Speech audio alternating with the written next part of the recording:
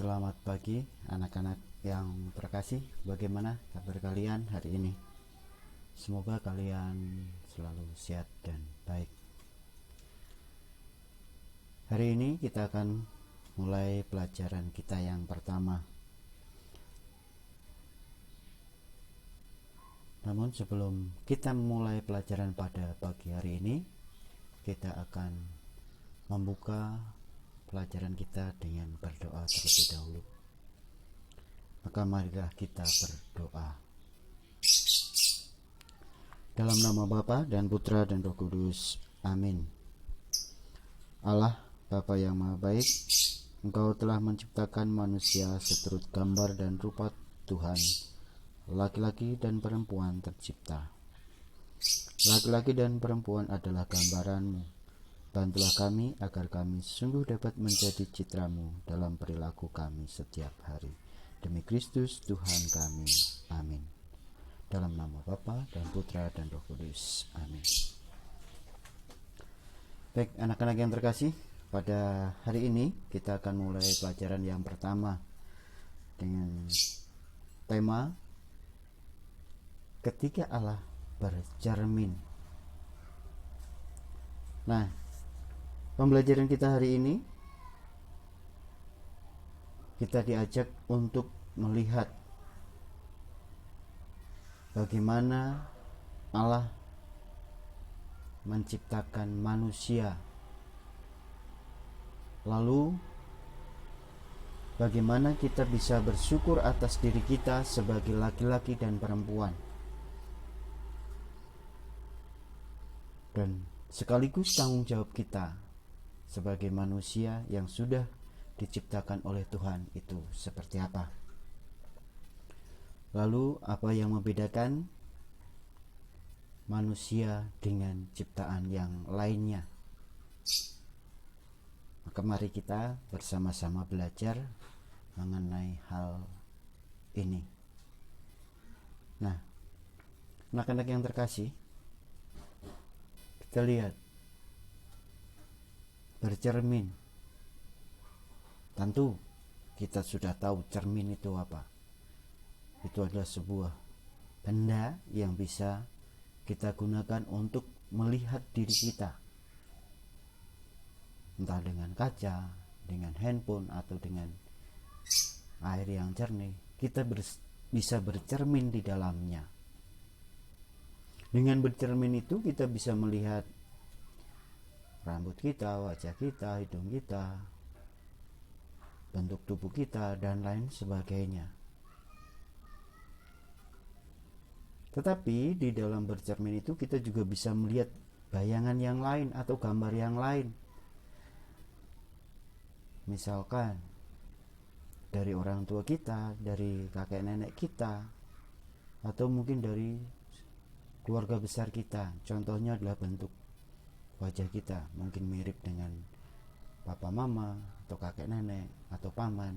Nah, dari bercermin inilah kita bisa melihat segalanya dalam diri kita yang bisa kelihatan. Dengan bercermin ini kita bisa melihat apakah kita itu diciptakan oleh Tuhan sebagaimana mestinya. Apakah kita ketika bercermin itu benar-benar bisa melihat bentuk wajah kita atau tidak. Nah, inilah gunanya cermin dalam hidup kita sehari-hari. Maka ketika kita mau berangkat sekolah pun biasanya kita bercermin, melihat diri kita. Saya ini sudah kelihatan ganteng belum ya? Sudah kelihatan cantik belum ya? Apakah muka saya sudah kelihatan segar atau kusut? Nah, dari cermin ini kita bisa melihat gambaran diri kita. Jadi, dengan menggunakan cermin kita bisa melihat banyak hal, bisa melihat diri kita yang sebenarnya itu seperti apa.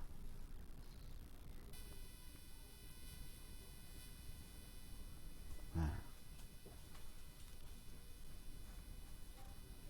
Allah menciptakan manusia sesuai dengan citranya. Artinya manusia diciptakan sesuai dengan kehendak Allah yang baik. Ini di pelajaran kelas 4 kemarin sudah ada. Bagaimana Allah menciptakan manusia, bahwa manusia itu diciptakan menurut gambar dan rupa Allah. Nah, kata citra itu merupakan gambar dan rupa. Artinya cerminan atau yang menyerupai, baik itu fisik maupun tingkah laku. Lalu pertanyaannya, ketika Allah itu bercermin, siapakah yang muncul? Kalau kita yang bercermin, yang muncul adalah diri kita. Nah, sekarang ketika Allah itu bercermin, siapa yang akan muncul?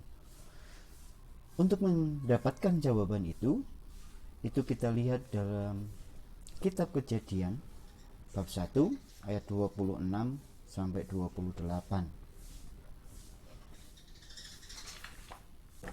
Kalian juga bisa lihat di buku Pelangi, itu halaman 9. Ya. Allah menciptakan laki-laki dan perempuan.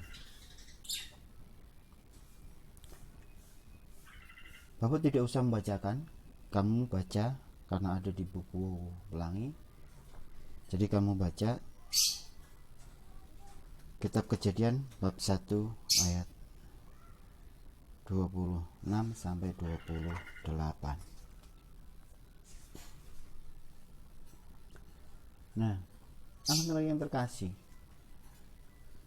dari bacaan itu kita bisa melihat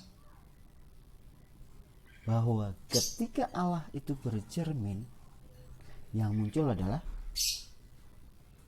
kita, manusia laki-laki dan perempuan. Karena dikatakan bahwa manusia adalah citra Allah, artinya adalah gambaran dan rupa Allah, maka kita manusia laki-laki dan perempuan itu adalah gambaran, adalah cerminannya. Maka ketika Allah bercermin, yang muncul adalah kita, laki-laki dan perempuan.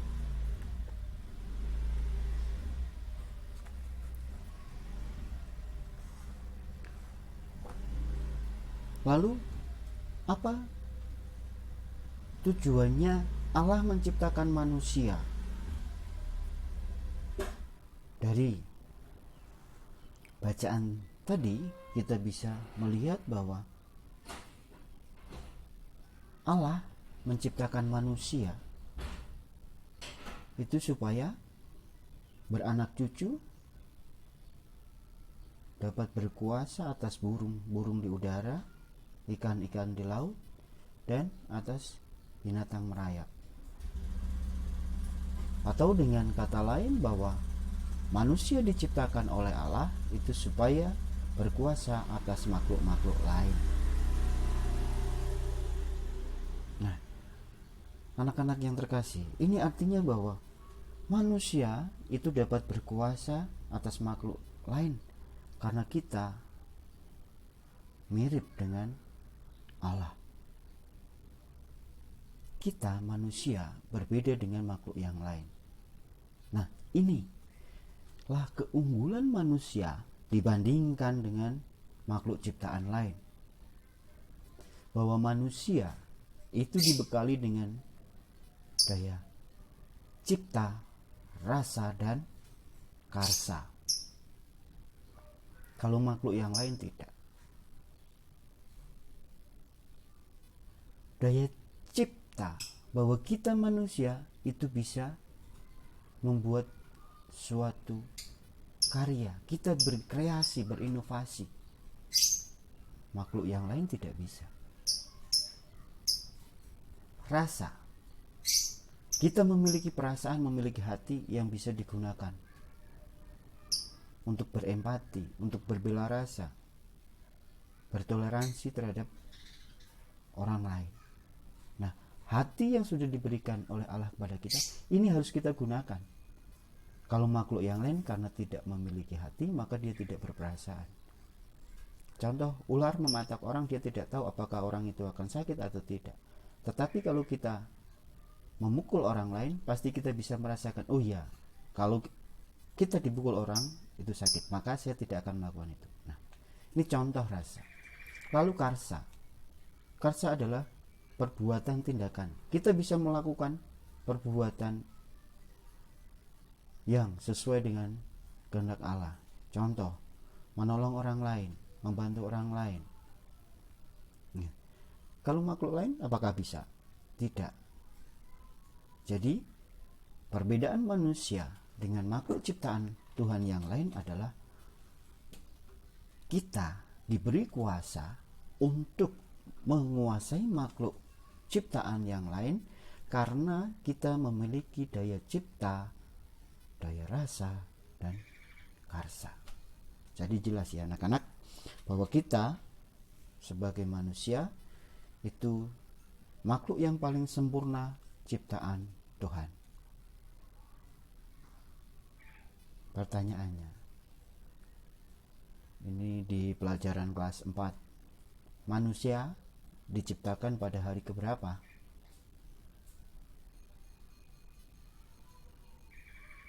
Hari ke-6. Iya. Jadi hari ke-6 Allah menciptakan makhluk yang lain selain manusia seperti binatang buas dan hewan melata. Ini pada hari ke-6.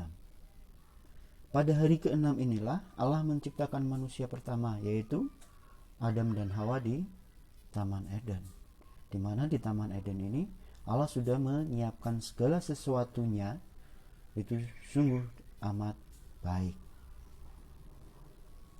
Jadi tugas manusia adalah untuk menjaga, merawat, menguasai, seperti apa yang sudah difirmankan Tuhan kepada kita. Anak-anak yang terkasih, sekarang kalau kita diciptakan oleh Allah sebagai manusia laki-laki dan perempuan, apa sih perbedaannya? Perbedaan laki-laki dan perempuan.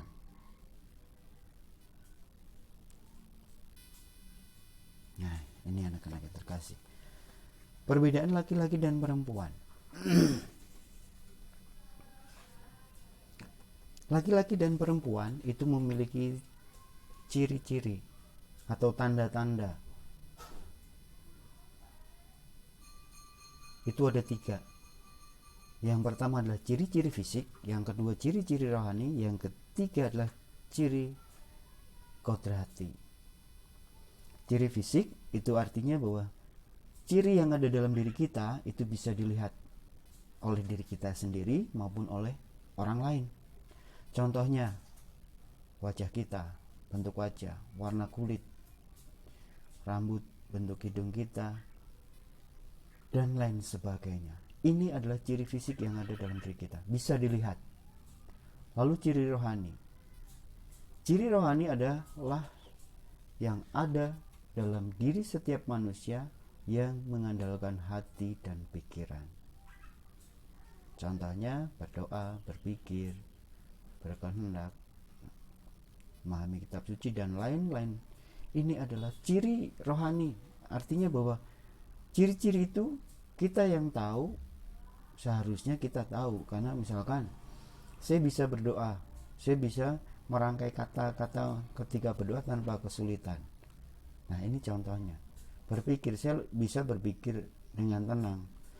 Walaupun misalkan ketika suasananya ramai, tetapi saya bisa berpikir atau mengerjakan tugas dengan baik. Artinya adalah ciri rohani kita. Lalu yang terakhir adalah ciri kodrati. Ciri kodrati adalah ciri yang berasal dari Allah dan tidak bisa dirubah. Ciri kodrati itu ada 3, yaitu jenis kelamin. Jenis kelamin yaitu laki-laki dan perempuan. Lalu kalau perempuan itu hamil, kalau laki-laki tidak bisa hamil. Kalau perempuan itu menyusui, kalau laki-laki tidak bisa menyusui. Nah, ini adalah ciri kodrati. Ciri kodrati itu ada 3. Yang lainnya itu ciri fisik dan rohani, itu bisa bertukar. Tapi kalau ciri kudrati itu tidak bisa dipertukarkan satu dengan yang lainnya. Baik, anak-anak yang terkasih, untuk pelajaran hari ini Bapak rasa cukup, dan hari ini adalah hari perkenalan kita, memulai pelajaran kita. Nah, untuk tugas hari ini kalian mengerjakan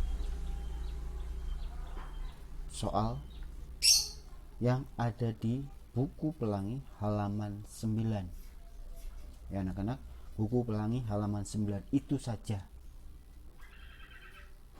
Halaman yang lain nanti. Bapak hanya minta untuk hari ini kalian mengerjakan halaman 9. Pengumpulannya minggu depan melalui Edmodo. Ya. Baik, anak-anak yang terkasih, sebelum kita mengakhiri pertemuan kita pada hari ini, kita akan berdoa terlebih dahulu.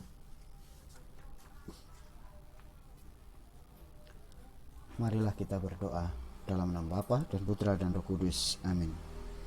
Allah yang Maha Baik, puji syukur kami haturkan kehadirat-Mu pada kesempatan pagi hari ini.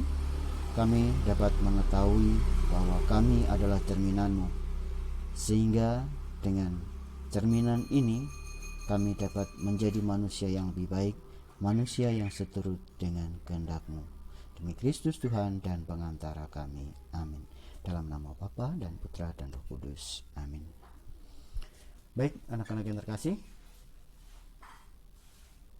tetap jaga kesehatan, tetap semangat dalam belajar. Selamat pagi, Tuhan memberkati.